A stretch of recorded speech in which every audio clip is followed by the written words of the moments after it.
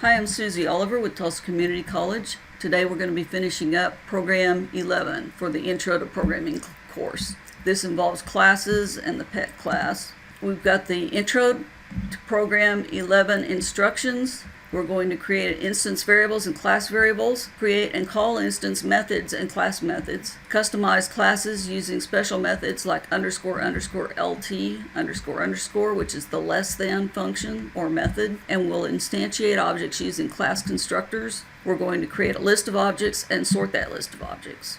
I've already downloaded the starter file and I've pasted it into a project that I've already created, and I have already changed the last first name there and my name here. Make sure you leave this one as Susie Oliver. So you'll replace that one and that one, but leave this one there. Okay, here are the instructions. Read the description above. So let's do that first. The pet class contains fields for name, pet type, and age. The age field is the age now or age of pet when it passed away. These are all dogs that I've had. There is a static or class variable called number pets that tracks how many instances have been created. The constructor will fill all fields and add 1 to the number pets variable. The special method underscore underscore str will return a string with formatting. The special method underscore underscore lt underscore underscore will determine whether the object's age is less than the other's age, which will enable the sort method to work. The sort is the built-in method. We're not going to create a separate sort method. A list of pets is created, sorted, and printed in main. Okay, so we've done number 1. Now read the description above. Number 2, replace last and first in program name and author. That's for the comments, and I've already done that. Create attributes, fields, instance variables. They're all the same thing, but I'll call them fields in the rest of this assignment. In the constructor, called underscore underscore init underscore underscore. That's 2 underscores in front of and in back of each of the special methods. For the name of type string, the pet type of type string, and the age of type int. Set each of these to the parameters that are called by the same name. Now the parameters can be called anything you want as long as it's a legal variable name, but I set them up as being the same as the attribute name. Remember to put self and the dot operator in front of the field names. Alright, so we're going to come down here in class pet. This is the constructor. The constructor is called underscore underscore init underscore underscore. The constructor is what's responsible for creating the attributes or the fields. It creates their names and it does the initialization, and when you call it, it instantiates the variable. Instantiates the object. In other words, it creates the object. The buzzword for it, though, is instantiate. It instantiates an instance of the class, and an instance of the class is called an object. So for number 3, we're to make the attributes. All the attributes have to start with self, and that's why self is right there.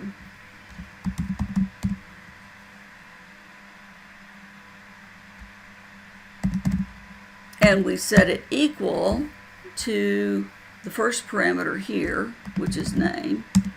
And then for pet type, we say self dot pet type equal, and we put the parameter name from this. Now I could call them A, B, C.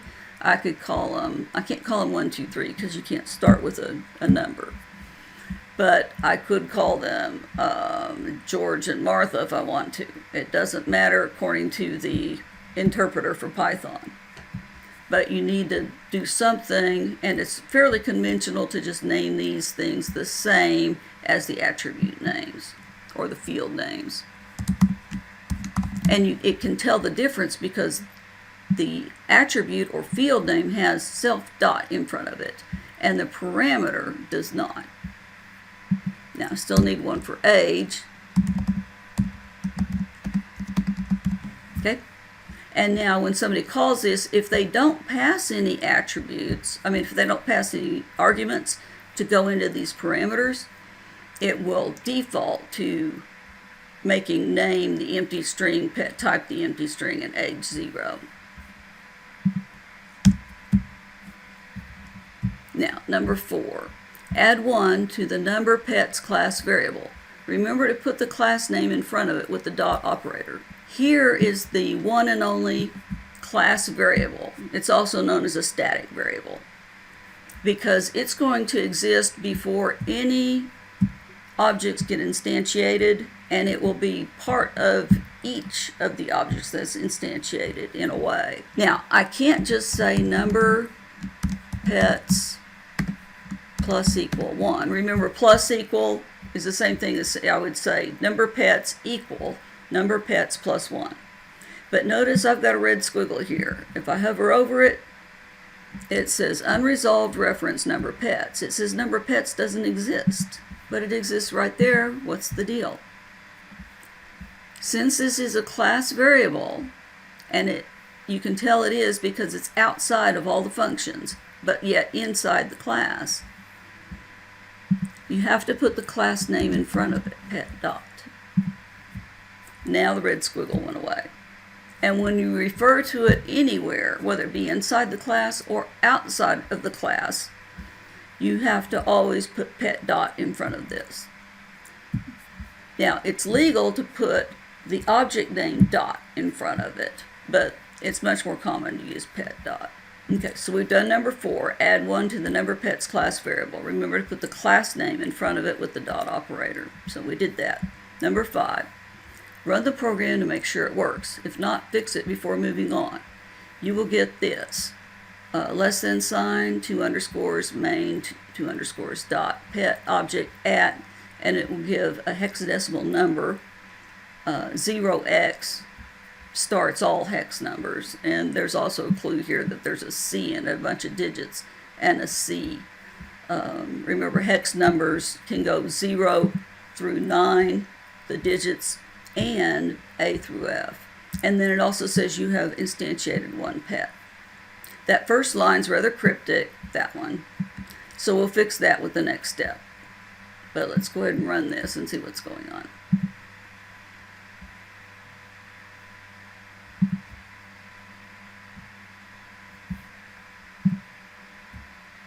Okay, so yes, we get this cryptic message. And notice that the number is different than the one I got here, because this is actually a memory address, and it's storing the object in a different place than it did before in memory. And it does indeed say you have instantiated 1 pets. Actually, up here I say pet singular instead of pets plural. If you want to fix that, I'll give you extra credit so that it says singular when there's only 1, and otherwise it will be plural. Number 6, the str method's a special method that you can use for printing a class instance the way you want. It is currently returning its default. That was this cryptic stuff. That's the default for that. If you just say print alley, which is what it was, it's going to print this by default. The str method is a special method that you can use for printing a class instance the way you want. It's currently returning its default. Change this so that it returns a string that will look like this when printed, but don't actually print anything within the method. So when it prints, it should print alley, Pomeranian, age, 2. Both string fields, that's the name and the pet type, should be left justified, and the name should take 10 characters or be 10 characters wide, and the pet type 16 characters. Age, which is an int, should be right justified and take 4 digits. Now, by default in Python, strings are left justified and numbers are right justified, so we don't need to do anything special for that. But we do need to make this one 10 wide, this one 16 wide, and this one 4 wide.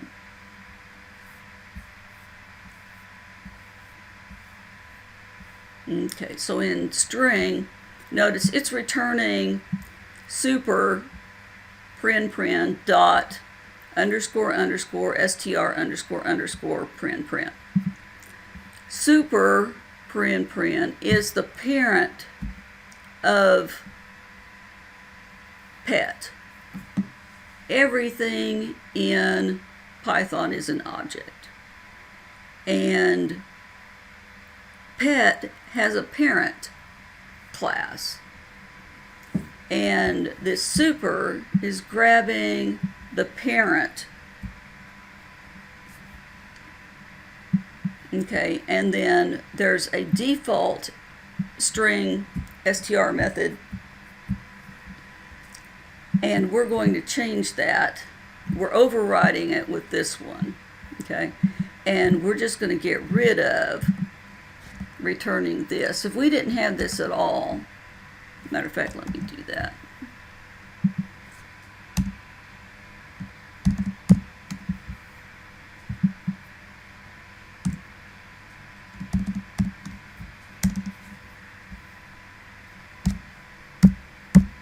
Okay, if I run that, it's going to do exactly what it did before.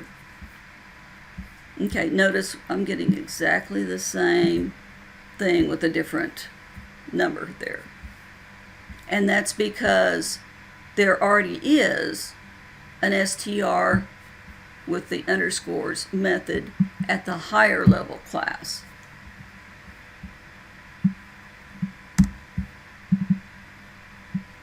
Okay, so I'm going to change that and return the string. I'm going to make it an F string, F quote, and I need to return the name. So I need self.name. And do remember that self, if we don't put self, it's not going to know to return the attribute. So we want the attribute returned, and that's got to be inside curly braces in the F string. And we want it to be 10 long, and we want it to be followed by a colon. Let's go ahead and run that and see what happens at this point. Okay, so it's printing Allie colon instead of that nasty stuff that it was doing before. All right, let's finish this up. Then we wanted to put the pet type. Did we want to say anything in front of that? No, we're just going to say Pomeranian. And then over here we're going to say age.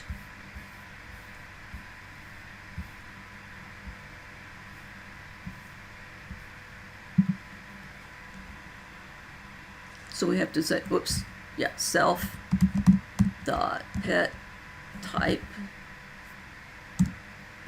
I just hit the tab key and it grabbed the first one off that list. And then colon, I want that to be 16 long.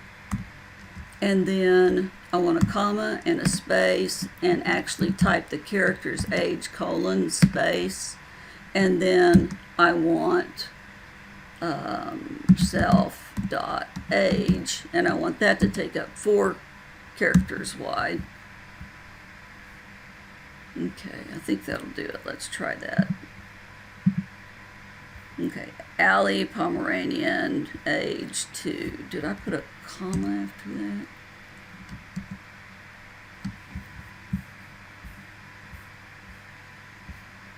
Yeah, I put a comma there.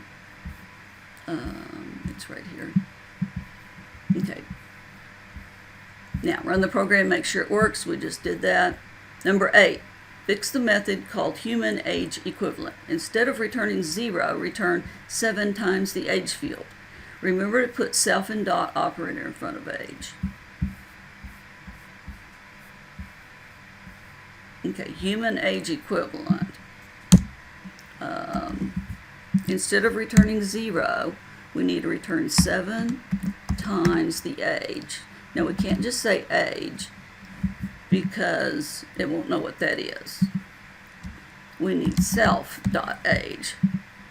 In number 9, add human age equivalent colon and the human age equivalent to the str string so that you'll print all of that. So we've added comma human equivalent. In this case it would be 14. Okay, I'm going to go ahead and copy that. Okay, so I need to put a comma. Actually, I just need to paste that in there. Comma human equivalent. And then I need to have self dot human age equivalent. Notice it put in parens there. Without the parens, it looks like a variable name. Okay, the reason an interpreter or compiler knows the difference between a variable and a function or method is the presence or lack of parentheses. With methods or functions, you must have parentheses there, even if you're not passing any arguments.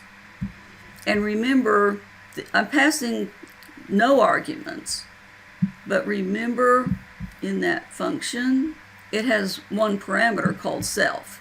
So remember that the method parameter list always starts with self, but you don't actually pass self because that's done automatically. The object gets passed automatically, kind of like magic, okay?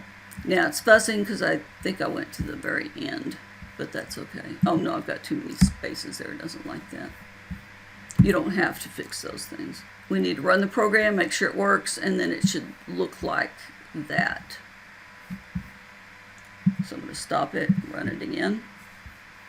Allie, Pomeranian, age 2, human equivalent 14. Okay. Oops, I didn't make it before long. Let's fix that. After that, we can say colon 4. I know that looks a little weird, having the parentheses and then a colon and 4, but it's okay. Let's run that again. Yeah. Okay, so now it's giving me 4, length of 4 to do that. I got my friend a birthday card the other day, and she really likes dogs. And it had a picture of a dog, and then it says, how many years old are you? And then when you open the card, the dog's ears perk way up, and it says, yikes, that must be a jillion in dog years.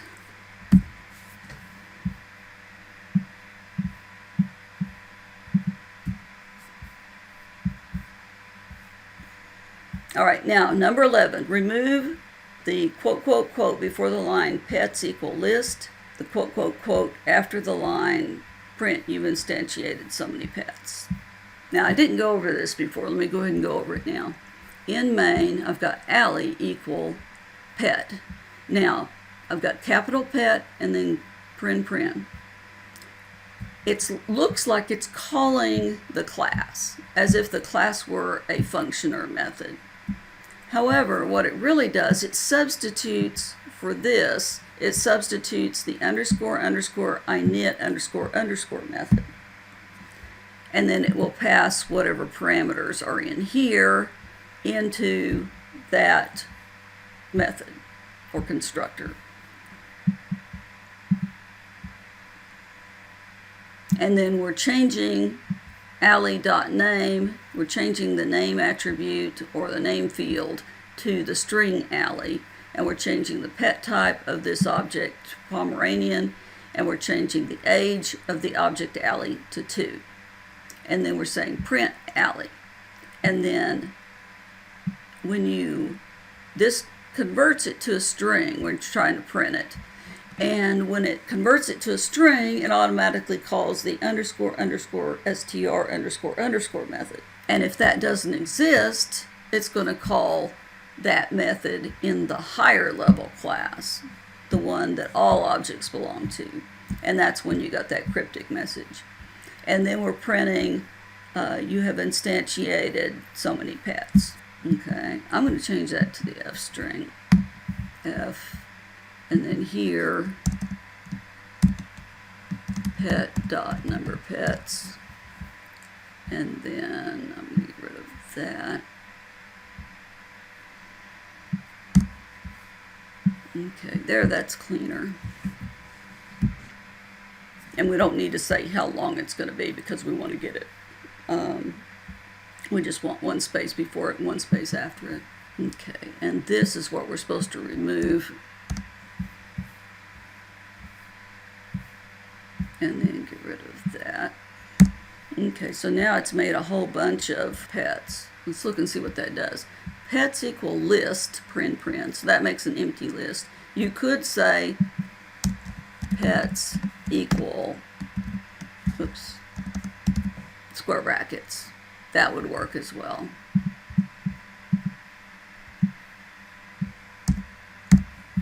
Okay, so that creates an empty list called pets. Now if we say pets.append Allie, we're going to take the object called Allie and append it to the list. And if we wanted to print that, we could say print pets sub-0 dot, actually that's all we need, pets sub-0. Okay.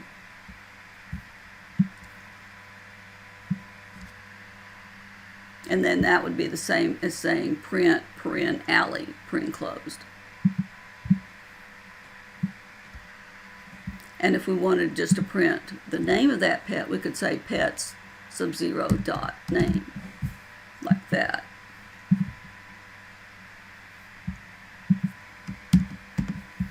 All right, now we're going to create another pet whose name is Zach, and pet type is Toy Fox Terrier, and age is 10.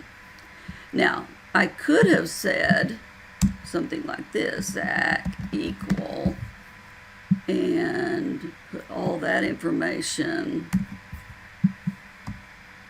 there, and then append the object Zach. This would create an object and call it Zach, okay?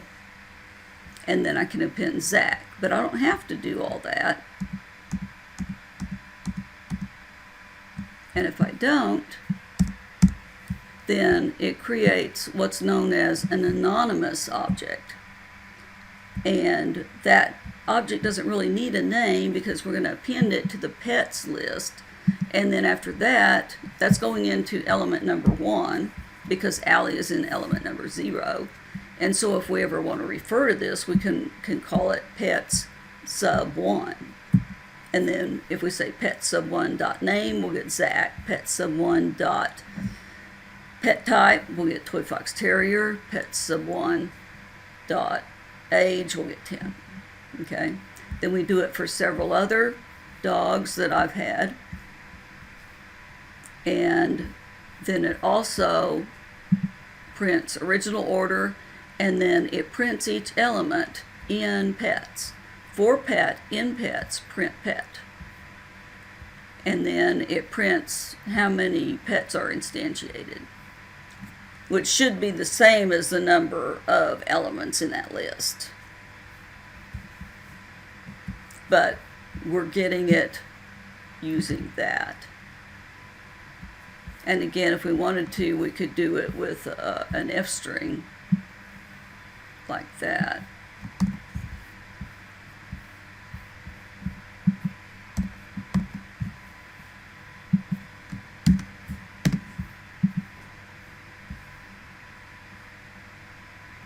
Okay, let's run this.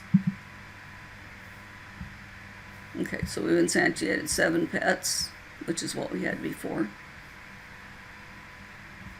Now notice these aren't in order by age yet, and they're not in order by name or by pet type.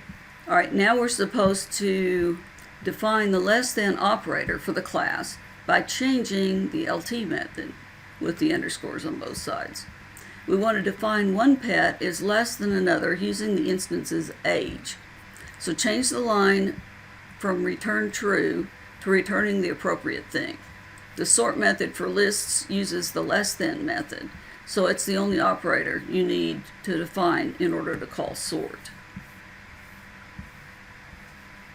Usually when you start defining LT, you also want to define GT and EQ and NE and all that. So you've got less than, greater than, equal to, not equal to, less than or equal to, and so forth.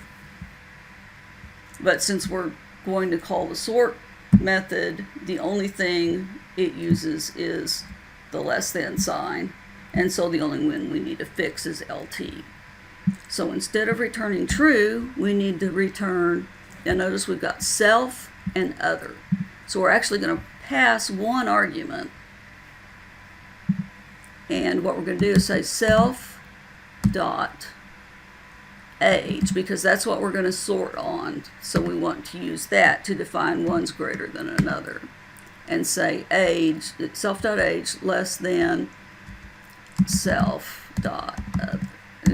other.age. Okay, because other is an object, self is an object. So both of those will have an age field or attribute available to them.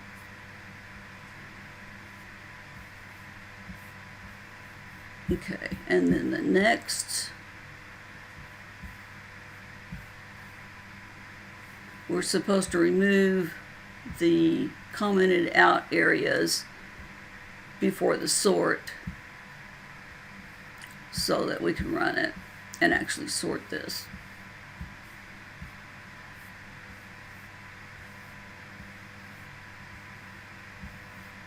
Okay, so we're going to get rid of that and that. And let's give it another line there so it makes PyCharm happy. Now let's stop this and then run it.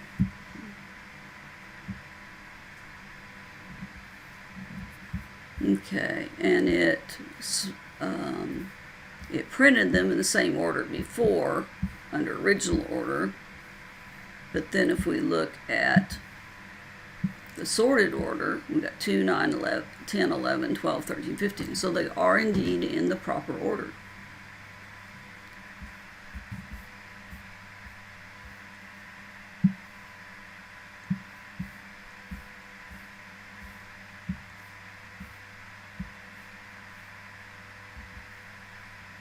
All right, now you need to add at least 3 more pets to the list and then run the program and make sure it works.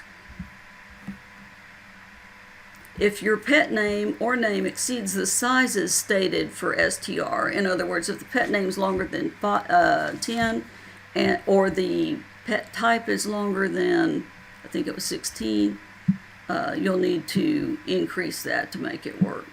Let's look and see what they were. Yeah, 10 for the name, 16 for the pet type. If yours exceed that, you'll need to change those numbers. And so you're going to need to do that right here where it says fix me number 15. Right there, you're going to need to make another line like that, and you might just want to copy it and paste it, and then change the name and the pet type and the age. You'll do that 3 times and then run it again. Okay? I'll let you do that. I'm quite certain you're capable of doing that part. And then you'll be completely done as soon as you make your screenshots. If you have any questions on anything, be sure and send me an email. Make sure that you send the .py file and zip it before you send it. And I would like to see screenshots of what is or isn't happening and an explanation of what you've tried to fix it and exactly what's wrong. And it would be a good idea on the weekend to definitely text me and let me know that you sent that.